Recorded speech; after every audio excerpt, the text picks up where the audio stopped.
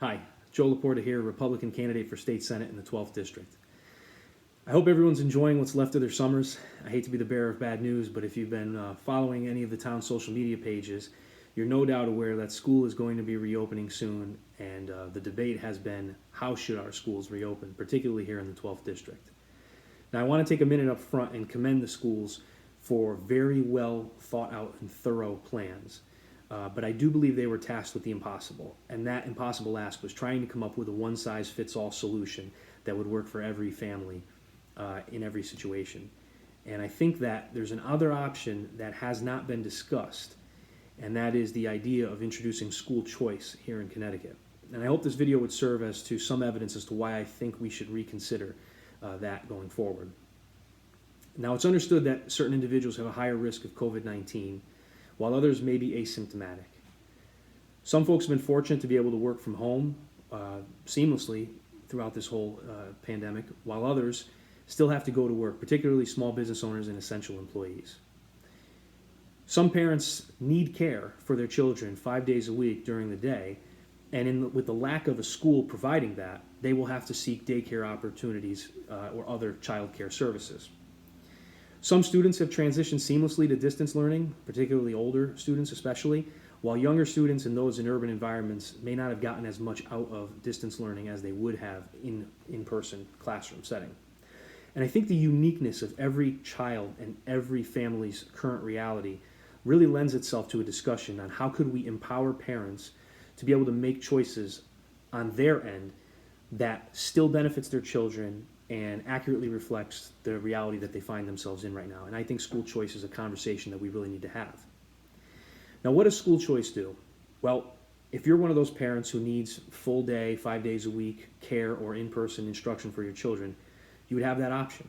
You can opt to go to an institution, whether it's in town or out of town or nearby, which sufficiently mitigated their risks to make that a reality. Now, that could have been done through smaller class sizes. It could have been done through leasing additional space to make makeshift classrooms, maybe out of library space, things of that nature.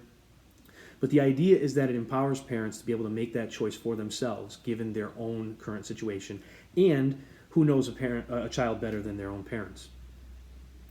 Now, children themselves, or those who have family members who are high risk, they could opt for a fully distance learning model or an online accredited institution. The idea is that if the local elementary school or whatever school your child may be in doesn't meet your needs, the tax dollars allocated to that child can follow the child. Sometimes this is referred to as a voucher program, but there are other means of achieving this as well. Now, there are benefits to school choice beyond just our current situation with COVID-19. Often we hear the achievement gap mentioned in terms of a last holdover of segregation here in Connecticut, that our students in urban environments don't seem to have the same educational outcomes as our students in the local towns. Now, the Democrat proposal put forward last year was to regionalize our schools by force, and in one iteration of that plan, it was to marry our school districts up with the probate court. Now, I find the link between educating our children and probate to be a little on the morbid side for me, but I take greater exception to the idea of regionalizing schools by force because it does not address the root cause of the issue. And the issue is that we have no choice beyond where we lay our roots and buy our houses or rent for where we send our children to school. Parents should have the opportunity to pick an educational model that works for them. Parents who are in failing school districts should have the ability to get out without breaking the bank.